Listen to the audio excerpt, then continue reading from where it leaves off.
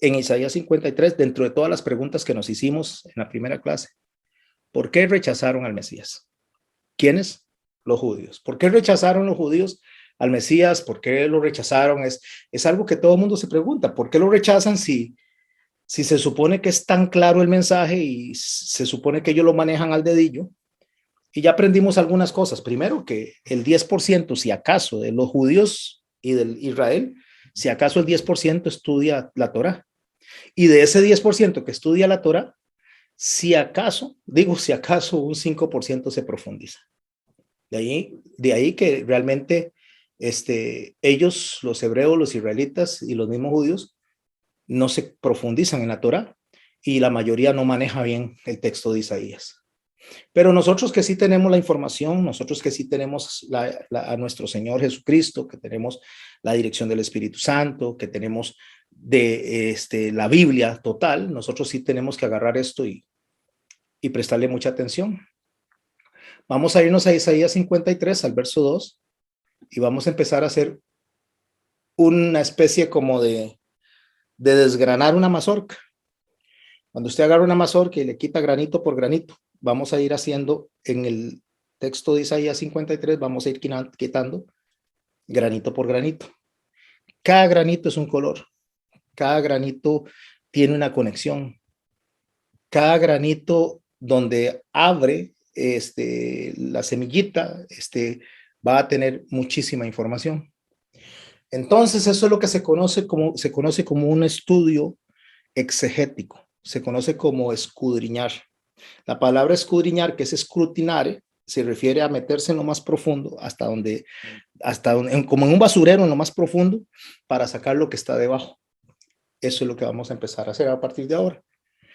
No porque la Biblia sea un basurero, sino porque hay gente que menosprecia algunas partes de la Biblia, algunos textos de la Biblia, y los deja de lado cuando hay que meterse hasta lo más profundo de ahí. Entonces tenemos gente predicando mini Biblias. Tenemos gente predicando solo los evangelios, Romanos, Apocalipsis, Génesis, Primera Samuel, Segunda de Samuel, que es lo que más, Daniel, que es lo que a la gente le gusta más tocar, y Daniel ni siquiera todo, sino los primeros 3 capítulos que hablan de los amigos de Daniel, que iban a ser echados al horno, Daniel Alfonso, pero cuando se entra a la parte escatológica ya la gente no lo toca, porque no sabe manejar esta información. O porque no la quieren manejar esta información, porque a veces sí la saben, pero no la quieren manejar, porque hay muchas personas por conveniencia no lo hacen para no ser confrontados y otros por pereza. El texto en Isaías 53 dice así: subirá cual renuevo delante de él, y como raíz de tierra seca, no hay parecer en él ni hermosura. Le veremos más sin atractivo para que le deseemos. Ahora voy a empezar a desarmar esto. ¿Por qué lo tengo que desarmar? Porque yo necesito empezar a ver y a centralizar cada una de las palabras que están ahí para ver qué significa, qué es lo que está diciendo el texto. Cuando dice subirá cual renuevo, subir en la Biblia significa acercarse a. Cuando dice subir a Jerusalén es acercarse a Jerusalén. Bajar de Jerusalén es alejarse de Jerusalén. Y por lo general, para no decir que en el 100%, pero en grandes generalidades, cuando habla de subir a Jerusalén o subir a Jehová, significa acercarse a Dios. Entonces la palabra subirá ahí va a implicar eso, acercarse a. ¿Acercarse a qué? Porque tenemos que aprenderlo. Acercarse, cual renuevo significa acercarse como si fuera algo. Renuevo es vuelvo a ser nuevo, o sea, renacer.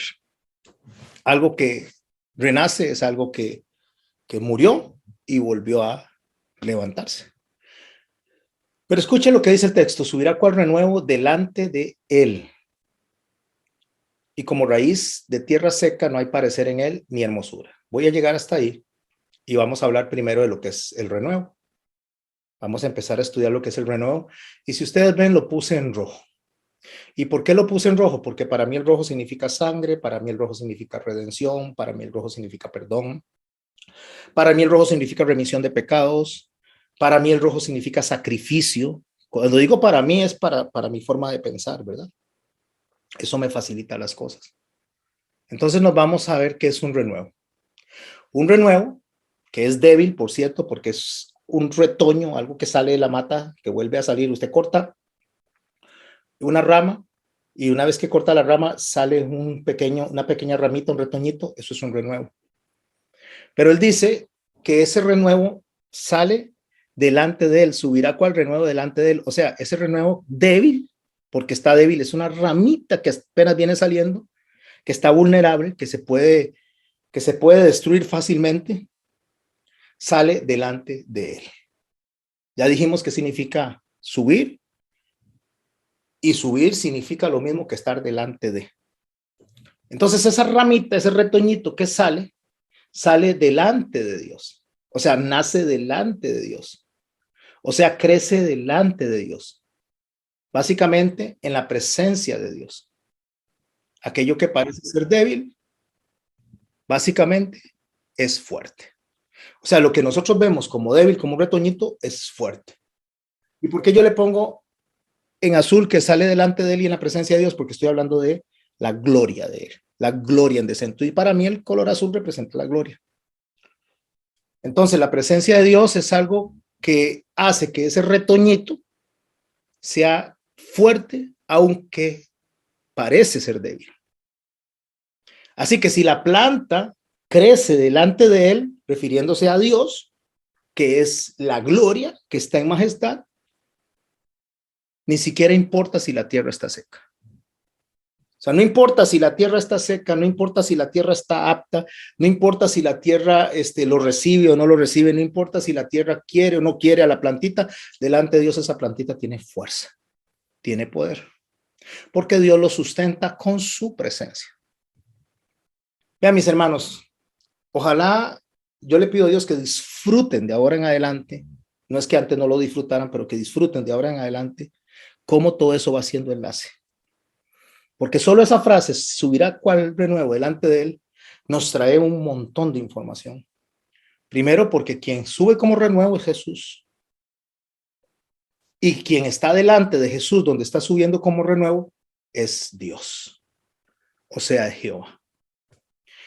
Traje un verso para tratar de explicarlo un poco mejor y lo encontramos en Lucas 2:52. El verso dice así: subir, crecer, renacer, brotar, dice, y Jesús crecía en sabiduría y en estatura y en gracia para con Dios y con los hombres.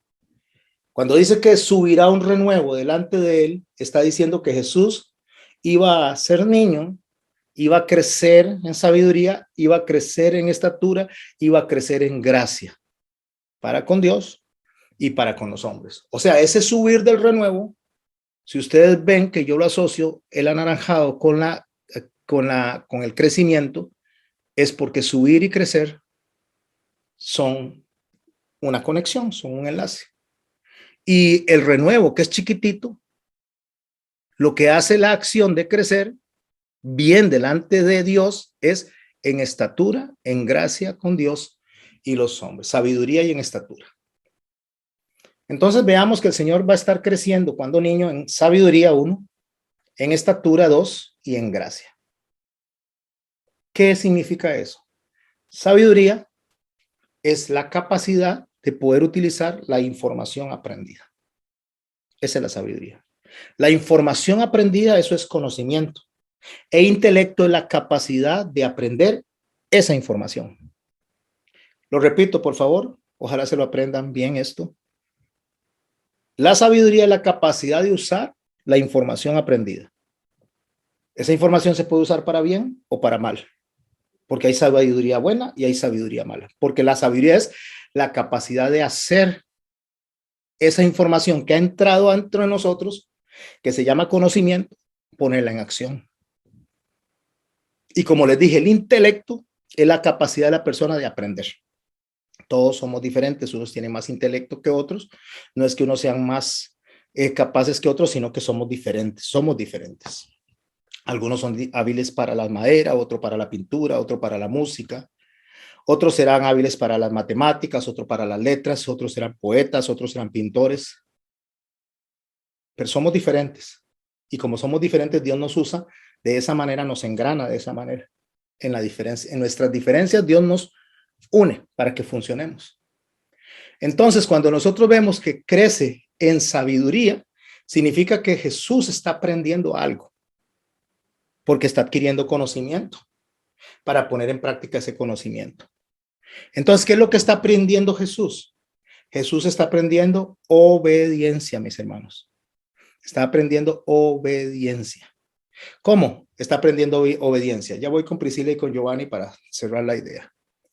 ¿Por qué está aprendiendo obediencia? Porque Dios no tiene por qué obedecerle a nadie. Todos tienen que obedecerle a Él. Dios es el que manda, nosotros obedecemos. Pero cuando Jesús viene como niño y viene sujeto a ser enseñado, a ser guiado por padres humanos, pecadores, por cierto, Él tiene que aprender a obedecer a estas personas. Él tiene que aprender a obedecer a las autoridades. ¿Por qué tiene que aprender? No es que él no sabe obediencia en su conocimiento de Dios y en su omnisciencia, sí. Pero cuando él aprende, no es en su conocimiento, en su omnisciencia, sino en la práctica. O sea, Dios en su condición de hombre aprende en la práctica a someterse a las autoridades, siendo él la máxima autoridad. Eso es crecer en estatura, en sabiduría y en gracia, es porque Dios está delante de él. Por eso es un renuevo delante de Dios, porque tiene la gracia de Dios, tiene el favor de Dios para poder crecer de la manera correcta para que pueda cumplir con el propósito para el cual fue enviado.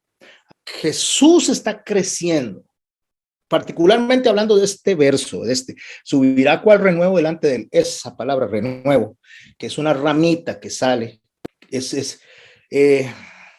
me acuerdo cuando estaba pequeño, entre las cositas que me quedaron ahí que puedo recordar, que no son muchas, pero algunas cosas Dios me las dejó. Yo iba con mi papá a los cacahuatales. En los cacahuatales él iba con un machete, iba cortando, él le llamaba chupones a eso. Chupones eran el renuevo. O sea, los árboles de cacao sacan ramas nuevas para ponerse frondosos. Pero entonces ese renuevo, ese retoño se corta. Se corta para que el árbol, para que el tronco central tenga fuerza y el fruto que tira sea mucho mejor. En este caso, no. En este caso lo que vemos es que está cortado el tronco y sale el renuevo delante de Dios. O sea, el renuevo. Entonces preguntémonos, si el renuevo está subiendo delante de Dios, o sea, está creciendo, el niño está creciendo delante de Dios y tiene que salir de un tronco, y un tronco que ya fue cortado, vea cómo nosotros tenemos que sumergirnos en el mensaje. ¿Cuál es el tronco que fue cortado? ¿Cuál es el tronco que está siendo reemplazado, donde el renuevo sale chiquitico y empieza a crecer, pero no se corta el renuevo? El que se corta es el tronco. Por eso Juan el Bautista le dijo: el hacha está puesta ya a los fariseos. El hacha está puesta sobre la raíz. El hacha estaba puesta, pero no estaba cortando. Porque para cortar había que hacer la acción de levantar el hacha y cortar. El hacha puesta está sobre la raíz es porque está marcando. O sea, está puesta para que el ojo vea el punto donde va a cortarse, se levanta el hacha y corta la raíz. ¿Cuáles son las raíces que hay que cortar y cuál es el tronco que hay que cortar para que quede un renuevo nada más? Básicamente el sacerdocio que no hizo lo que le tocaba hacer, que es el sacerdocio arónico. Ese es el que está por ser cortado, ese sacerdocio, para que se levante el sacerdocio en el orden de Melquisedec, que es el orden de Jesucristo. Ese es el que tiene que crecer, ese es el que tiene que enseñar, ese es el que tiene que decirle a la gente por qué Dios mandó los mandamientos, no que los está eliminando, sino que aquellos lo explicaron mal, que aquellos lo enseñaron mal. Entonces dice: yo no vine a abrogar la ley y los profetas, yo vine a darles fin, o sea, yo vine a explicarla. Entonces está diciendo a estos: escúchenlos, pero no hagan lo que ellos hacen, hagan lo que ellos dicen. O sea, hagan atención a la palabra, pero no le hagan atención a las acciones y al testimonio de ellos. Por eso es que la vara de Aarón reverdeció también, porque es la misma figura y representa mismo, la vara de Aarón representa el sacerdocio y el reverdecer, los retoñitos que salieron frutos, salieron florcitas. Eso que salió es justamente el sacerdocio de Cristo. No es que el tronco dejó de ser tronco, sino que el tronco, al no cumplir la función correcta, entonces se corta, se le pone el hacha y empieza a crecer el renuevo, y el renuevo crece en estatura, en gracia, con Dios, para con Dios y con los hombres. Se sostiene sustentado por la raíz, ¿ok? El tronco. ¿Quién es la raíz? Voy a ver si puedo explicar eso, y es una buena pregunta. O sea, ¿quién es la raíz? ¿Quién es la raíz bíblicamente? ¿Quién es lo que tira la enseñanza? ¿Cuál es lo que puede sostener el árbol? ¿Qué es lo que tiene que sostener el árbol o el tronco? Si hablamos bíblicamente, ¿cuál sería la raíz? Dios. Dios, correcto. Dios es la raíz porque Dios es el que le enseñó a Adán y Eva qué tenían que hacer. De esto sí y de esto no. Dios es la raíz. De hecho, Cristo es la raíz. El tronco en sí es la enseñanza. El tronco es la enseñanza que va creciendo y empieza a echar ramas. Esas ramas son las diferentes formas de enseñar. El tronco va creciendo. De hecho, es la figura de la iglesia cuando hablamos de la semilla de mostaza. Cuando el Señor le dice a ellos que está puesto sobre la raíz, o sea, el hacha está puesta sobre la raíz, está diciendo que va a separar ese tronco, está listo para separar ese tronco de Dios. ¿Por qué? Porque la enseñanza que ellos estaban dando no era de acuerdo a la enseñanza que Dios había establecido en el Sinaí. Entonces dice, este tronco tengo que cortarlo y tengo que separarlo de la raíz. Pero el que estuviera puesta el hacha sobre la raíz no significa que le iba a cortar el tronco. Te está diciendo, está en amenaza. Pero no lo cortó, sino que cortó más arriba y solo dejó el tronco y dejó una ramita que está saliendo y está creciendo del tronco. Y esa es la enseñanza, la nueva enseñanza, que no es nueva. Por eso es que en el monte de la transfiguración, cuando está Jesús hablando con Moisés y con Elías, Elías representa a los profetas y Moisés representa la ley. Se oye una voz en el cielo que dice, este es mi hijo amado, en el cual yo me complazco, a él oíd. Cuando le dice a él oíd, él está hablando con Moisés y está hablando con Elías. Es una figura como que si le estuvieran Elías y Moisés diciendo, ahora explícanos, Señor. Explícanos, y él está conversando con ellos. Pero si usted ve la figura completa, los colores, como logro verlos yo, y yo sé que ustedes también lo pueden hacer, nada más que cada uno a su manera de aprendizaje, tenemos a lo que es la raíz, que es la enseñanza, que es Dios, sostenía en los profetas y en y en la ley, que es lo que el Señor dice, la ley y los profetas. Eso habla de mí, dice él. Ahí está el tronco. Pero al lado, a la orilla, están unos discípulos viéndolo, que es la naciente iglesia, viendo a Jesús, que es el que debe de explicarles a ellos para que eso crezca.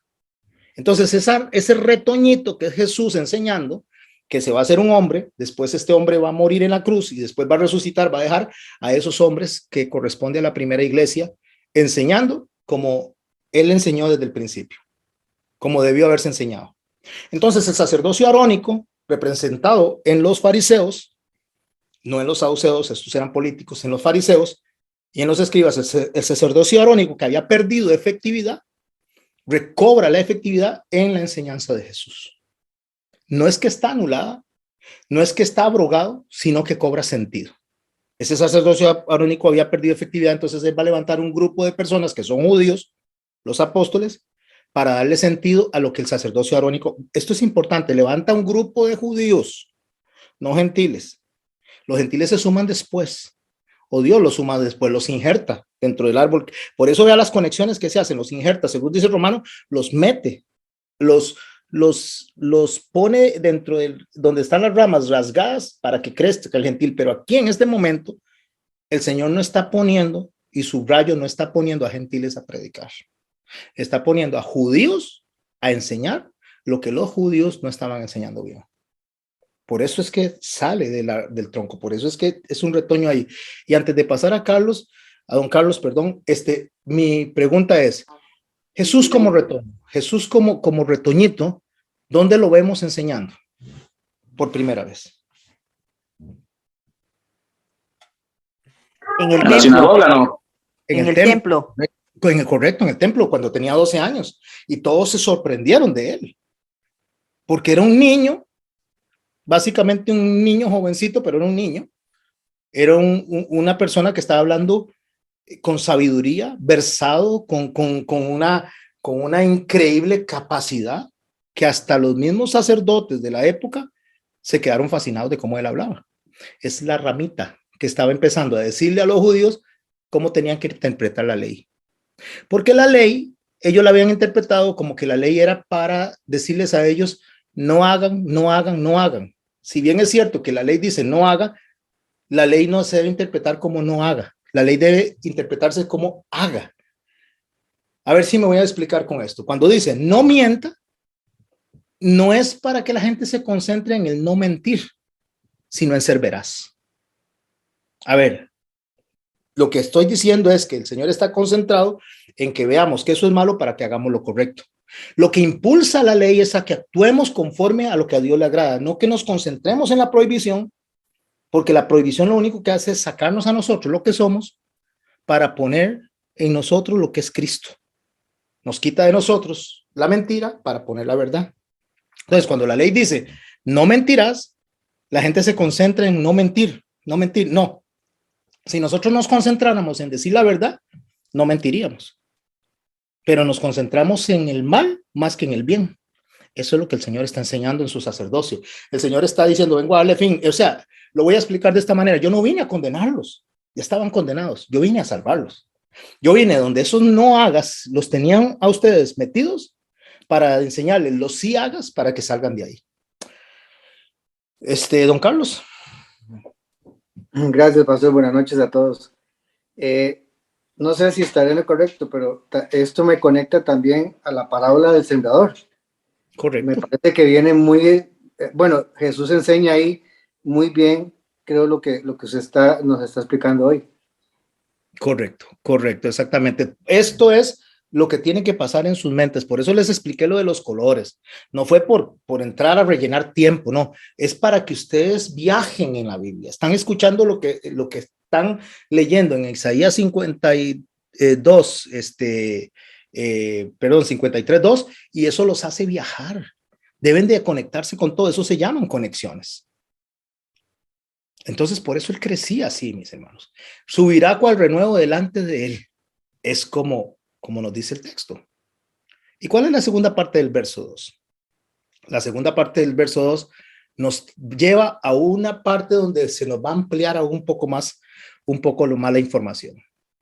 Si ustedes, mis hermanos y mis hermanas, están en todos los discipulados, se les va a hacer más fácil. Si ustedes están escuchando, aunque no estén en los discipulados, pero están escuchando los audios, y por eso fue la intención mía de hacer un solo grupo, para que si usted no se puede reunir en un discipulado, por lo menos reciba el audio. Porque si ustedes cuando tienen chance van de camino a su trabajo, van de camino a hacer un mandado, van para la playa, van oyendo los audios o el audio que esté, esto les va a ayudar a ustedes a hacer todos estos enlaces. Entonces la segunda parte, mis hermanos, del verso dice así: y como raíz de tierra seca. Voy a devolverme un momento a la parte anterior, donde dice, subirá cual renuevo delante de él y como raíz de tierra seca. O sea, este renuevo está diciendo que está en una raíz que está metido entre una tierra seca. Esto tiene una cantidad de información tan increíble, mis hermanos, tan increíble, que a veces se pasa por alto y se lee el texto solo por leerse. Y entonces muchas personas dicen, ya eso ya lo sé, otra vez el pastor hablando de lo mismo. Eso ya lo leímos mucho. Eso ya lo he leído en todo lado, pero cuando usted se mete y agarra palabra por palabra, verso por verso, capítulo por capítulo, mi hermano y mi hermana, usted solo, y como la raíz de tierra seca, usted puede durar 4 horas explicando eso. No vamos a durar eso. Pero lo que quiero decirle, mis hermanos, solo una palabra en la Biblia puede llevarnos a nosotros a profundizar tanto y durar días explicando eso. Porque la palabra en la Biblia está viva. No son palabras tiradas al azar, son palabras que están conectadas en el espacio del tiempo, dentro de la eternidad, que mueven el cosmos. Porque solo la palabra de Dios edifica, solo la palabra de Dios construye. El Señor dice sol y sale el sol. El Señor dice luz y se crea la luz. Con solo una palabra, escuchen, mis hermanos, con solo el Señor decir sol, sale un astro tan enorme que le da vida a la tierra a través de la luz, a través de los rayos ultravioleta.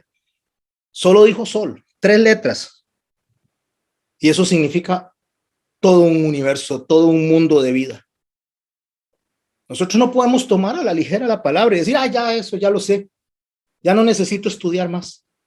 Porque mis hermanos, si ustedes siguen estudiando, se van a sorprender. Y cuando él dice, y como raíz de tierra seca, significa que la raíz está metida entre la tierra seca.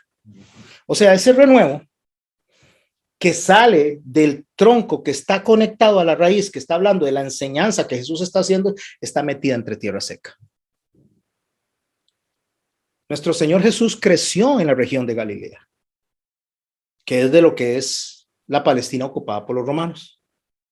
En lo que respecta al estándar de la vida de ese tiempo, especialmente la vida espiritual, esa era tierra seca. Se conocía como Galilea de los gentiles. O sea, para los judíos, Jerusalén era tierra y lo demás no era nada. Para los judíos, Jerusalén es el pueblo, lo demás no es nada. Es Jerusalén y el resto. Y en ese resto incluye lo que es la zona de Galilea, la zona de Samaria. Y si le sumamos hasta lo último de la tierra, le estamos sumando a las naciones. En Juan 1, cuando usted va al verso 43, nos ayuda a nosotros a entender un poco más esto. Dice, el siguiente día quiso Jesús ir a Galilea. Vea que estoy subrayando Galilea en anaranjadito, conectándolo con arriba con tierra seca. Préstele atención, por favor, a los colores. Es importante, de verdad, mis hermanos. El siguiente día quiso Jesús ir a Galilea. ¿A dónde? A la tierra seca. Y halló a Felipe y le dijo, sígueme. Felipe era de Betsaida. Betsaida era una ciudad de la tierra seca, o sea, de la zona de Galilea. La ciudad de Andrés y Pedro. Ya solo ahí se está viendo que no solamente la tierra estaba seca, sino los discípulos que está llamando vienen de tierra seca. O sea, él no solamente venía de una zona despreciada por los judíos y el sacerdocio, sino que le acompañaban personas despreciadas por los judíos y el sacerdocio. Felipe halló a Natanael y le dijo, hemos hallado aquel de quien escribió Moisés en la ley. Puede subrayar eso en la ley, así como los profetas. Ley y profetas, un principio que no se puede dejar de lado. Un principio que no podemos decir que ya está sustituido jamás, porque toda la enseñanza, toda la obra de Cristo está sostenido como fundamento. El fundamento es la ley y los profetas. El fundamento de lo que nosotros decimos ser hijos de Dios, cristianos, creyentes, está sobre la ley y los profetas. Sobre eso, sobre los apóstoles después, pero sobre estos apóstoles, sobre la ley y los profetas. A Jesús, el hijo de José de Nazaret, Nazaret también era de la zona de Galilea, Natanael le dijo, escuche lo que dice Natanael una vez que sabe que el Señor viene de esa zona de Nazaret, dice, ¿de Nazaret puede salir algo bueno? Le dijo Felipe, ven y ve. Mis hermanos, cuando estos hombres judíos no necesitan ser fariseos, no necesitan ser ortodoxos, no necesitan ser personas versadas en la ley, había un principio que conocía todo judío, todo nacido dentro de lo que fue las enseñanzas arónicas, no importa si era sacerdote o no, que Galilea era tierra de gentiles. Que Galilea no correspondía a sacerdocio y que Galilea no era bien visto en la parte espiritual. ¿Por qué? Y porque se consideraba esa tierra seca. Y vea que la raíz sale, el cojollito nace en la Galilea de los gentiles, en la Galilea despreciada. Ahí nace, el Señor venía de Nazaret, venía de Betsaida. Bueno, él nace en Belén, pero me refiero que todas esas zonas son las que usó él como su epicentro de enseñanza. De ahí venía. Por eso dice, puede venir algo bueno de Nazaret, dice. Porque él no nació en Nazaret, él nació en Belén, pero se fue a vivir a Nazaret para que le llamaran Nazareno. Porque él, a donde se iba a vivir, a donde él caminaba, incluye a esas personas, incluye a esos pueblos dentro de su ministerio. ¿Cómo es que los judíos tenían tan claro eso y sabía este hombre, Natanael, sabía muy claro que si venía de la zona de Galilea, no debía ser algo bueno? O por lo menos no era para los propósitos que Dios había establecido, según ellos, pongo comillas, según ellos, para que el Mesías llegara. El Mesías tenía que venir, según ellos, del sacerdocio, de reyes, de tierras reconocidas, de ahí tenía, no podía venir de la zona de la Galilea. De Galilea solo vienen los maleantes, los criminales religiosos, me estoy refiriendo. ¿De dónde sacan ellos eso? O sea, ¿dónde es que ellos vienen y entienden que esto que le está diciendo a Natanael no coincide con el pensamiento mesiánico que ellos tienen? Porque recuerden que estamos estudiando porque lo rechazaron por varias cosas. Entre esas, una, su nacimiento. Una, dónde fue que creció. Una, su origen y procedencia. No puede ser. O sea, no puede ser. Tiene que venir de la ciudad de David, tiene que venir de Jerusalén. No puede, ¿cómo va a venir de esa zona? No puede ser. Escuche lo que dice Isaías capítulo 9. Mas no habrá siempre oscuridad para la que está ahora en angustia, tal como la aflicción que le vino en el tiempo que livianamente tocaron la primera vez en la tierra de Zabulón y la tierra de Neftalí. La zona de Galilea se conocía como la tierra de Zabulón y la tierra de Neftalí. Pues al fin llenará de gloria el camino del mar. O sea, la vía de Mari es la zona de Galilea que conectaba a Egipto con la zona norte donde estaba la parte de Mesopotamia y toda la parte norte donde estaba Siria y los asirios, todos los que venían de Egipto por la vía de Mari para ir allá tenían que pasar por el centro de Jerusalén. Y ahí debían de recibir un mensaje de paz, un mensaje de llamado al arrepentimiento, un mensaje de Dios. Y Israel, o básicamente los sacerdotes, habían perdido esa misión.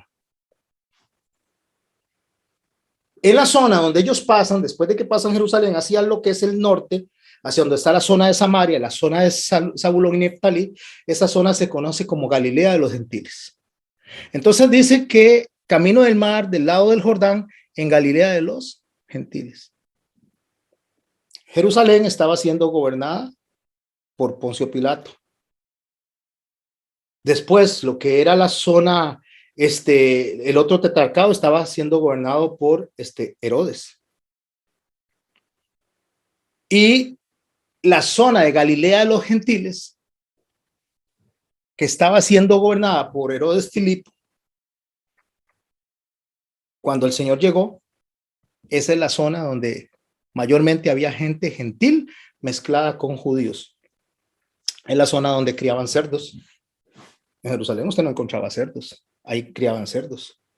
Ahí encontraba usted personas que practicaban cierto tipo de brujerías, practicaban un montón de cosas, porque era la zona mezclada entre los que eran las tribus del norte, que fueron dispersos entre todo lo que fueron los invasores. Eso se mantuvo ahí. Esa zona, dice Isaías 9, que no habrá, dice, y no habrá siempre oscuridad para que la que está en angustia, tal como en la aflicción que le vino en tiempo livianamente, tocaron la primera vez la tierra de Zabulón y Neftalí. O sea, está diciendo que no para siempre esa gente iba a estar en oscuridad. No para siempre iba a estar despreciada de los sacerdotes, que él dice, los vis como ovejas sin pastor. ¿Por qué? Porque los sacerdotes judíos no iban a esa zona, no les interesaba esa zona. Solo les interesaba Jerusalén. Pero no iba a estar para siempre. Galilea de los Gentiles es en oscuridad. Ver lo que dice el verso 2. El pueblo que andaba en tinieblas vio gran luz. ¿Cuál luz vio? Juan capítulo 1, no voy a ir allá, lo vamos a decir de memoria, dice que Jesús vino al mundo, que él es la luz y que la luz en las tinieblas prevalece. ¿Cuál fue la luz que ellos vieron? La prédica del Señor, la enseñanza del Señor, el renuevo que iba a toda Galilea a enseñar, a lo que era Samaria, a lo que era Cafarnaúm, a lo que era la zona de Betsaida. A todas esas zonas el Señor se fue a predicar, a la zona del Gadareno, todas esas zonas él se fue a predicar. Ahí fue la luz, dice, y el pueblo que andaba en tinieblas vio gran luz, los que moraban en la tierra de sombra de muerte, luz resplandeció sobre ellos. ¿No les parece hermoso, mis hermanos? ¿Cómo todo empieza a hacer conexión?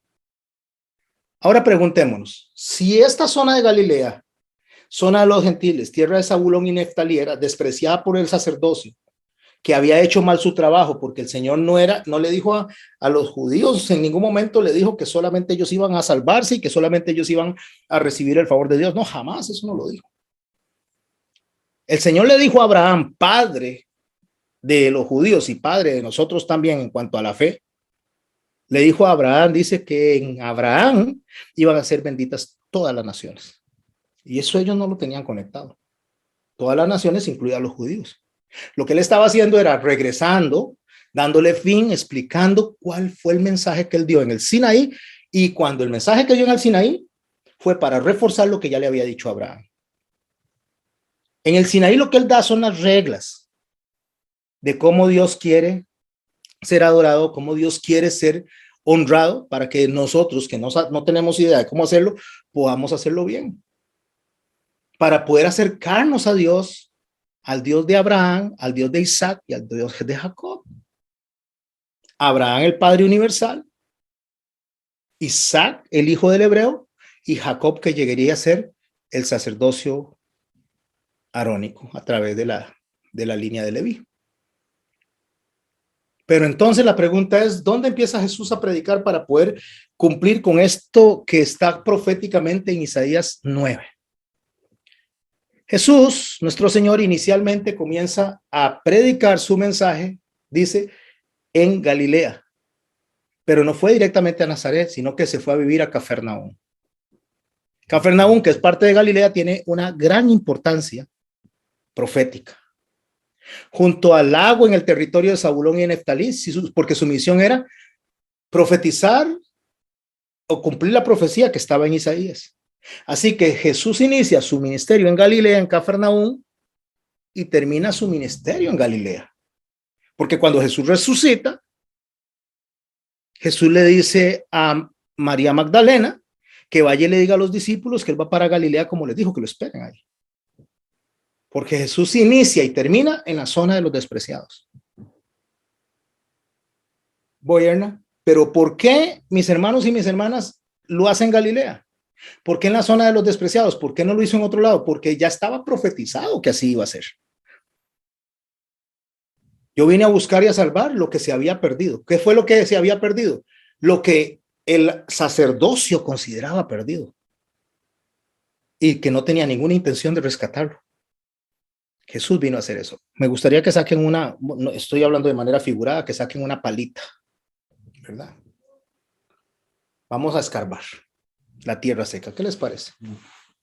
Y vamos a meter la pala y vamos a hacer un hueco en la tierra seca para ver un poquito más profundo, más adentro. No solo que es Galilea de los gentiles, no solo que es Cafarnaúm, no solo que es la zona donde estaba el hombre de Gadara o de la zona de Gadara, no solamente que es Samaria, no solamente que es Betania, no solamente, sino vamos a profundizarnos más aún. Vamos a meter esa pala adentro y vamos a hacer un hueco y vamos a ver por qué empezó en Cafarnaúm. Entonces él inicia, como les digo, inicialmente, él hace sus enseñanzas, presenta sus enseñanzas en Cafarnaúm. Cafarnaúm se compone de dos palabras, Cafer y Naúm. Cafer es una palabra y Naúm es un nombre. Cafer significa pueblo en arameo y Naúm es el nombre de un profeta. Entonces, Cafarnaúm significa el pueblo de Naúm, en la tierra de Zabulón y de Neftalí, donde él inicia cumpliendo las profecías que Isaías decía de él. Ahí inicia el ministerio de él en Galilea. ¿Y por qué en Cafarnaúm? ¿Por qué en Cafarnaúm? Cafarnaúm, ¿qué tiene de importancia Cafarnaúm como para que nosotros le dediquemos tiempo a ese pueblo, a la zona de los gentiles de Galilea, y agarremos un poco de nuestro tiempo de esta clase y hasta donde nos alcance, incluyendo las preguntas de ustedes? ¿Qué tiene de importancia eso? Bueno, Cafarnaúm, que es el pueblo de Naúm, se refiere a ese profeta Naúm que escribió justamente el libro de Naúm cuando él profetizó la destrucción de Nínive. Naúm. Él viene y profetiza que Nínive va a ser destruida por parte de Dios. Y eso, pastor, ¿qué tiene de importancia? Porque esa es la zona que está predicando, la zona que va hacia el norte, donde incluye donde estaba Nínive. Pero Nínive, recuerde que había recibido una predicación y un llamado al arrepentimiento. Y Nínive se había arrepentido, por lo menos en apariencia. 50 años después del arrepentimiento, ellos vuelven a sus fechorías. Nínive había recibido un mensaje de Jonás para llamarlo al arrepentimiento. Y cuando después regresan a las fechorías, Nahum predica la destrucción de Nínive. Y es cuando se viene la destrucción del pueblo de Nínive. Para poder entender las conexiones entre Jonás, los religiosos y Jesús, vamos a leer unos pasajitos del libro de Jonás. No todo el libro, aunque podemos leer todo el libro y durar aquí un montón de tiempo. Pero no, solo vamos a concentrarnos en eso. Jonás 1:3. Y Jonás se levantó para huir de la presencia de Jehová a Tarsis. ¿Qué le dijo Dios a Jonás? Vaya y predique en Nínive. Y él coge para el lado contrario, coge para Tarsis, que estaba muy lejos. Nínive estaba a 3 días de camino y Tarsis estaba como a más de una semana, 2 semanas en barco. Allá en la zona donde está Italia actualmente. En Mateo 3:7 dice, al ver que muchos de los fariseos y de los saduceos venían a su bautismo, les decía, está hablando de Juan el Bautista, gritándole a los fariseos, generación de víboras, dice, ¿quién os enseñó a huir de la ira venidera? Mis hermanos, Jonás se escapa para huir hacia Nínive, hacia Tarsis, y no ir a cumplir la misión que le tocó. Los fariseos huyen de la ira venidera haciendo su propia historia, su propia interpretación de la ley. Entonces, la figura de Jonás es una doble figura. Es una figura que representa a los judíos rechazando la misión que les toca y representa a Jonás donde Dios lo hace a cumplir la misión que le toca. Entonces, esa doble figura es Jonás huyendo de lo que le toca y la iglesia haciendo lo que le toca en el mismo Jonás. Vuelvo a leer Jonás 1:3, mis hermanos, y préstele atención. Y Jonás se levantó para huir de la presencia de Jehová a Tarsis. Primero, ¿quién puede huir de la presencia de Jehová? Nadie. Y se va al lado contrario, al mundo, podemos decir, a Egipto, a lo malo, se va a donde no es llamado. Hoy en día la iglesia está haciendo lo mismo. La iglesia lo que está haciendo son las cosas que Dios no le mandó a hacer y dejando de hacer las cosas que Dios le mandó a hacer. Hoy la iglesia tiene un sistema muy parecido a los de los tiempos de Jesús, un sistema. Cuando estoy hablando de iglesia, estoy hablando básicamente de las personas, no de la iglesia real del Señor. La iglesia real del Señor es un remanente. Pero estoy hablando de las personas que se congregan en un montón de lados y son mercaderes de la fe también. Agarran la casa de Dios como mercado persa para vender. Basan el evangelio de Dios en cosas de economía, o sea, basan el evangelio de Dios en cosas que les hagan sentir bien. Hombres vanidosos, amadores de sí mismos, construyendo un propio, igual que los fariseos, una propia invención de lo que es el evangelio para ellos. Hombres que en lugar de presentar la palabra de manera textual, lo que hacen es agarrar y acomodarla a su conveniencia. Entonces, cuando viene un pastor, un predicador que predica la palabra, la gente se va y lo que hace es levantarse sus propios castillos para poder que hacen sus propios reinitos para que nadie les diga nada que hacer. Entonces, es como la perra que vuelve a su vómito, así es lo que dice el Señor. Personas que ya saben, pero prefieren aquello porque aquello les genera parte económica. Personas que huyen de la ira venidera, o sea, huyen de lo que Dios tiene destinado cuando puso el hacha listo para cortar. Por eso cuando él dice que ve a los fariseos venir y a los saduceos, los fariseos eran los sacerdotes de la época y los saduceos eran personas metidas dentro del Sanedrín, pero por la parte económica, por la parte política, por intereses empresariales. Y venían a su bautismo. Por eso le decía generación de víbora. La víbora es que tiene una lengüita que tiene dos, termina en dos. O sea, la lengua tiene dos puntitas, o sea, un doble discurso. Mientras dicen que alaban a Dios, se alaban a sí mismos. Mientras le dicen al Señor Altísimo, no le altecen. Mientras le dicen al Señor Dios, no le obedecen.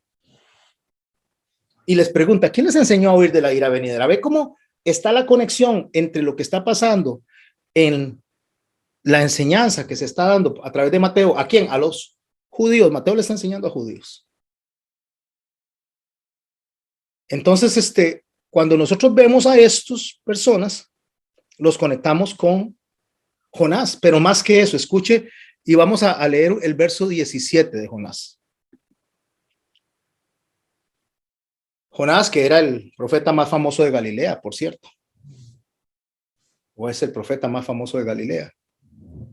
En 1:17 dice, pero Jehová tenía preparado un gran pez que se tragase a Jonás, y Jonás estuvo en el vientre del pez 3 días y 3 noches. Jonás pero Jehová, tenía preparado un gran pez. Esto es importante, mis hermanos, porque 3 días y 3 noches se refiere a la profecía de que él va a estar en el sepulcro.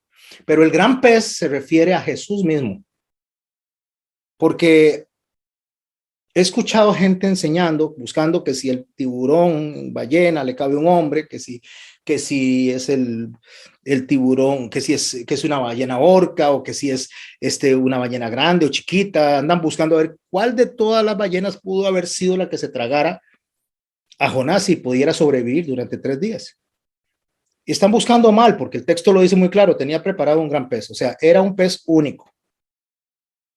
Era un pez listo para esa ocasión, o sea, no había uno antes ni uno después, que ese pez estaba listo para tomar a Jonás, meterlo dentro de su vientre y llevarlo a las costas de Jerusalén, porque no son las costas de Nínive. Nínive no tiene playa, por favor. Nínive está 3 días de camino hacia adentro, hacia el norte, sino que tenía que vomitarlo en Jope y de ahí caminar 3 días hacia adentro. Hay gente que dibuja hasta Nínive con playa y a Jonás cayendo en las costas de Nínive. Nínive no tiene playas. Entonces ese camino de 3 días hacia la zona de Nínive representa justamente la espera que tuvo que hacer nuestro Señor en el sepulcro de camino hacia cumplir el propósito que tenía que cumplirse. Dentro del gran pez. ¿Quién es el gran pez? Él. Él es el gran pez. Esa era la señal, el gran pez. Porque él es único. Por eso en Mateo 13:17 dice, porque de cierto os digo que muchos profetas y justos desearon ver lo que veis y no lo vieron, oír lo que oís y no lo oyeron. Le está diciendo, yo soy la señal. Por eso no les voy a dar más señal, porque yo soy la señal. Lo que tienen que hacer es atender lo que les estoy diciendo. Como hoy en día andan viendo a ver cuál es la ballena que calza, y no era ballena, gran pez, porque la enseñanza estaba distorsionada. De esa misma manera les está diciendo, en la tierra de Zabulón y de Neftalí, en la tierra de Cafarnaúm, les está diciendo lo que no pudo hacer Jonás, porque al final de cuentas volvieron a caer en lo incorrecto, volvieron a caer en lo mal en la tierra de Galilea. Yo lo vengo a hacer, yo vengo a salvar y a buscar lo que se había perdido. Yo soy la señal, yo soy la única salvación que hay para la tierra seca. No hay otra salvación. Ustedes, sacerdotes, ni nadie puede hacer eso. Yo soy, no les voy a dar otra señal más que la señal de Jonás. Pero sigamos estudiando la señal de Jonás. ¿Qué les parece? Porque la señal de Jonás es más que decir lo que no dice la Biblia. En Jonás 2:2 dice, invoqué en mi angustia a Jehová y él me oyó.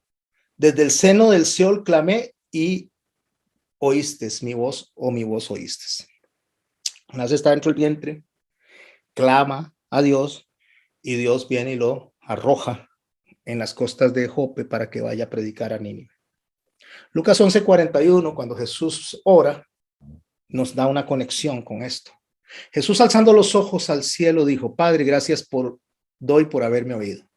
Yo sabía que siempre me oyes, pero yo lo dije por la causa de la multitud que está alrededor, para que crean que tú me has enviado.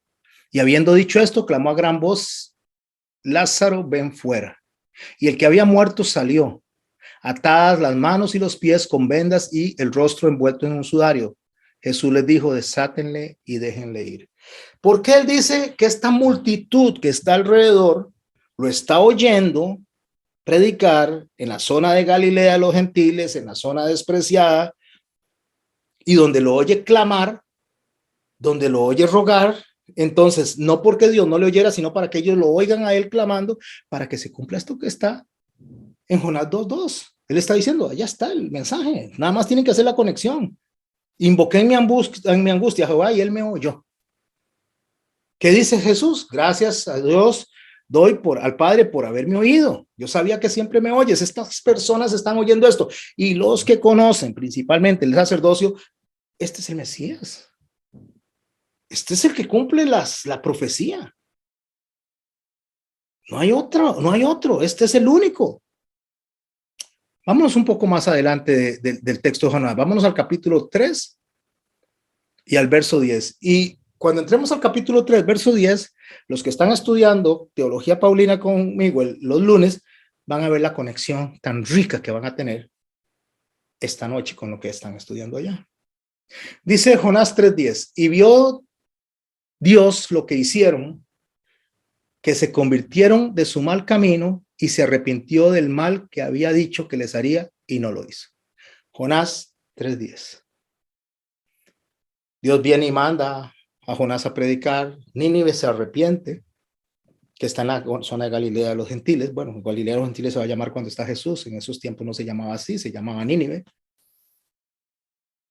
Y viene y Dios ve Dios que estas personas atienden a la predicación de Jonás, aunque Jonás no quería ir como los judíos, pero tuvo que ir, o como los cristianos de hoy en día que quieren hacer su propio mercado, pero al final de cuentas Dios va a utilizar al que él quiera utilizar, aunque después agarre el envase y lo deseche.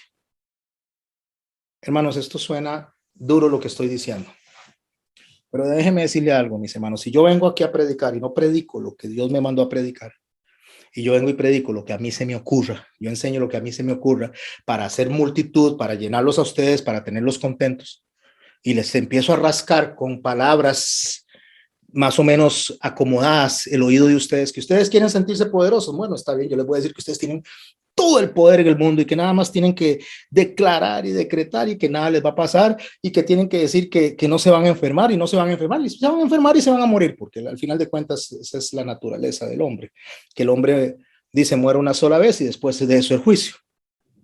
No conozco a nadie que no se muera en la actualidad. El único que fue traspuesto fue Elías y no, de ahí en fuera todo el mundo se murió, hasta nuestro Señor Jesús murió, aunque resucitó, pero murió.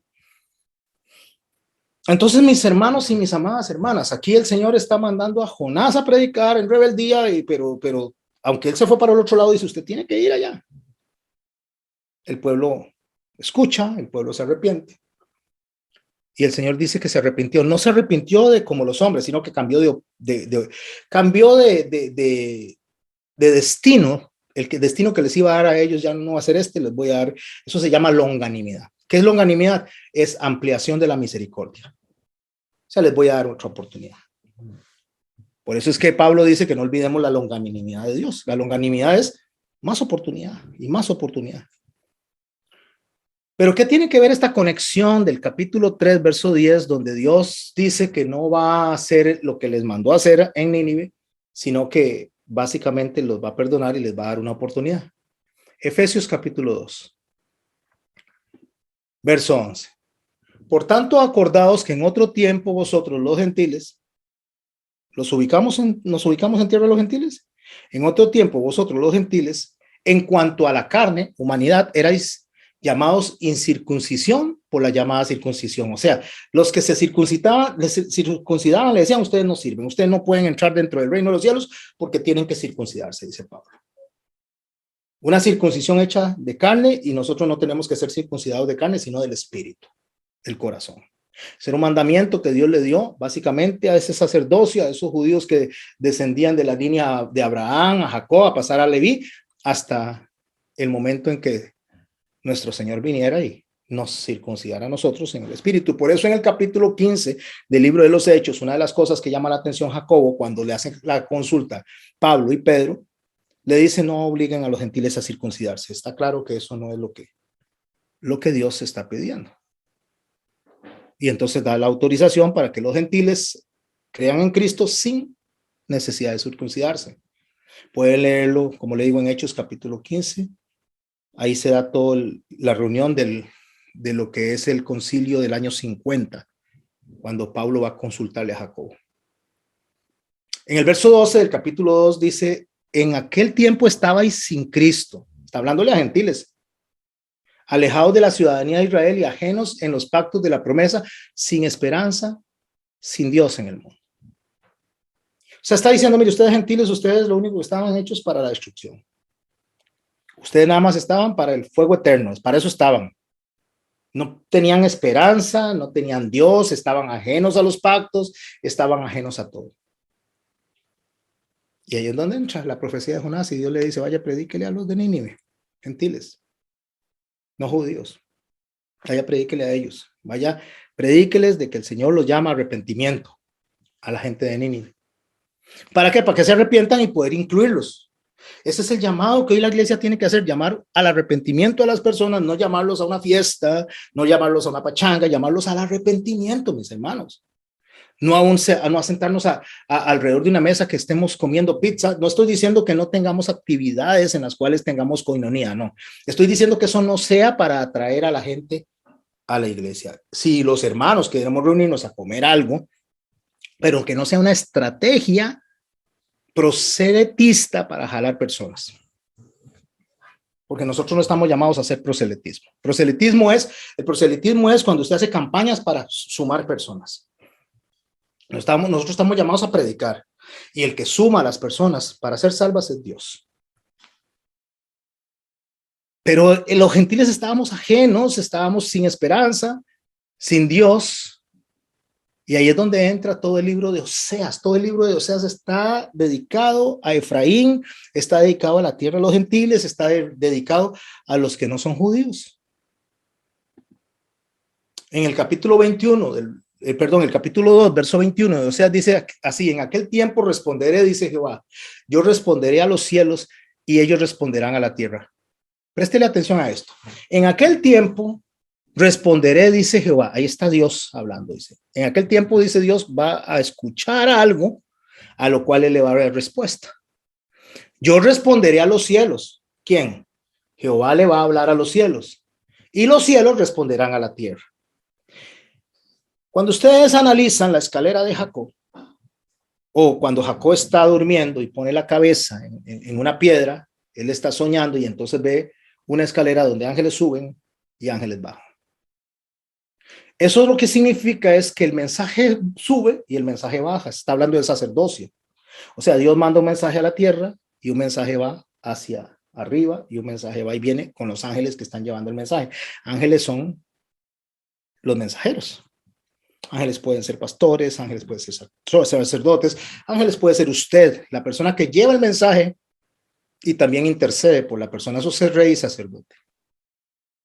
Entonces lo que el Señor está diciendo aquí es que cuando Jacob pone la cabeza en la piedra, que la piedra es Cristo, él está diciendo, voy a pensar como piensa Dios para traer el mensaje y llevarlo. Ahora préstele atención y vuelvo a leer. En aquel tiempo responderé, dice Jehová, yo responderé a los cielos y ellos responderán a la tierra. O sea, está hablando del mensaje que va y viene. Pero escuche cómo va a responder la tierra. Y la tierra responderá al trigo. Y la tierra responderá al trigo. El trigo representaba a los gentiles. El trigo representa al cristianismo. El trigo representa a los no judíos, porque los judíos están representados en la cebada. En la fiesta de la Pascua se presentan 2 hilos de panes de cebada, lo cual significa que la Pascua es meramente judía, o sea, la salvación viene de los judíos, le dijo el Señor a la samaritana. Los judíos, a través de la promesa de Abraham, Isaac y Jacob, donde Israel, ya ha cambiado el nombre de Jacob, donde Israel viene Judá, y de ahí de esa línea viene la salvación de los judíos. Eso está representado en la Pascua, eso está representado en el Pesaj que se celebra en el mes de abril. En septiembre, cuando se hace el Rosh Hashanah, cuando se hace el Yom Teruah, entre las filas de panes de cebada hay una fila de panes de trigo, que representa a los gentiles incorporados dentro de la fiesta de la liberación, que sería la fiesta de las trompetas. O sea, cuando Jesús nació, nació en esa fecha, septiembre, finales de septiembre, principios de octubre. Y finales de septiembre y principios de octubre, nuestro Señor vendrá. De ahí el gran robo de identidad cuando sale la fiesta esta de diciembre. Pero cuando él dice, y la tierra responderá al trigo, escuche, al trigo está representando entonces al cristianismo, está representando a los gentiles metidos dentro del pueblo de Israel.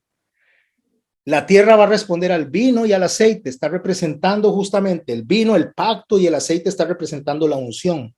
Y ellos responderán a Jezreel. Jezreel era uno de los hijos de Oseas. Dice, le responderán, y la sembraré para mí en la tierra, y tendré misericordia de Loruama, y diré a Loamí, tú eres mi pueblo mío, y él dirá, Dios mío. O sea, está diciendo, voy a retomar a los dispersos, los voy a unir en las manos de el trigo, en las manos del vino y en las manos del aceite. ¿Dónde ve usted el trigo? Alrededor de la mesa con Jesús. Ahí empieza la iglesia que va a ir a incluir, a hacer de los gentiles parte de ellos. Esa iglesia judía que comienza en el aposento alto, esa iglesia está pactada con vino y está ungida por aceite. Después, en el Pentecostés, los gentiles reciben del Espíritu Santo también. Y cuando eso pasa, entonces ya ellos van a ser pueblo y van a ser también Dios de ellos. Lo que está diciendo la palabra de Dios, mis hermanos y mis hermanas, es que ahí se selló justamente la promesa, donde los judíos y los gentiles recibieron del Espíritu Santo, los apóstoles y los gentiles que estaban en el aposento alto. Todos recibieron el Espíritu Santo. De ahí la gran sorpresa que los judíos decían, oh, hasta los gentiles reciben el Espíritu Santo. Porque nace de dos pueblos, uno solo. De la enemistad ya no es enemistad. Por eso en el capítulo 9 de Romanos, y a los que están estudiando y estudiaron Romanos, vean la ricura de lo que les va a hacer ahora. ¿Qué pues diremos? Dice verso 14 de Romanos 9. ¿Qué pues diremos? Que hay injusticia en Dios. Porque él está hablando de que le dio venda a los judíos por un tiempo para que los gentiles pudieran ser alcanzados. Pues a Moisés dice, tendré misericordia del que yo tenga misericordia y me compadeceré del que yo me compadezca. O sea, el Dios le está diciendo a Moisés, yo salvo al que yo quiera, yo tengo misericordia de quien yo quiera, y yo me voy a entregar al que yo quiera. Entonces la pregunta es, entonces, ¿qué vamos a decir? Que Dios es injusto con eso, porque está diciendo eso. Así que no depende del que quiere ni del que corre, sino de Dios que tiene misericordia. No depende de lo que usted y yo hagamos, depende de lo que Dios haga, no de lo que nosotros hacemos. Porque la escritura, verso 17, dice a Faraón, para esto mismo te he levantado. A Faraón le dice, te puse como rey. Yo, Dios, lo puse como rey. ¿Para qué lo pone como rey?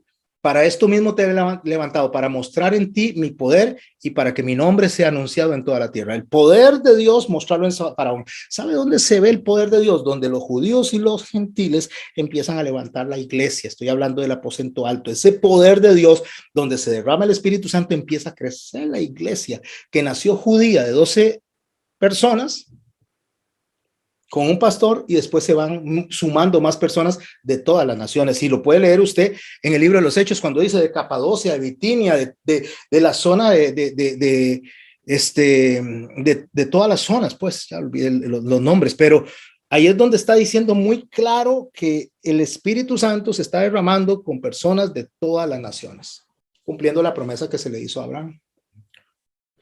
¿Y para qué hace eso? Para que mi nombre sea anunciado por toda la tierra, porque todo mundo está siendo ungido en ese momento. O sea, el mundo, me refiero a esas personas de ahí, están siendo ungidas para que vayan a predicar.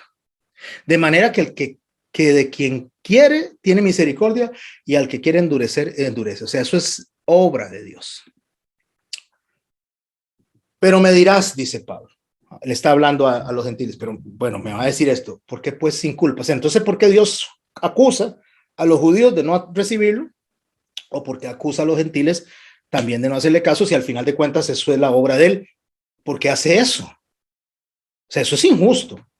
que Dios tenga la soberanía y aparte de eso entonces nos reclame. ¿Por qué nos inculpa? Porque ¿quién ha recibido a su voluntad? O sea, quiere decir que si Dios es el que me arrastra a mí, me toma a mí, me arrastra a mí y me lleva a Él, entonces ¿por qué nos echa la culpa a nosotros de que nosotros no nos acercamos a Él? ¿O por qué los judíos no se acercan a Él? Pero ante eso que le pueden preguntar a Pablo, Pablo dice, mas antes, oh hombre, ¿quién eres tú? Esto es poderoso, mis hermanos. ¿Quién eres tú para que alterques con Dios? O sea, ¿quién es usted para que le esté diciendo a Dios y cuestionando lo que Él hace? Que porque sí, que porque puso un árbol, que entonces ¿por qué permitió que Adán? Que para qué no, en vez de poner el árbol, mejor no lo hubiera puesto.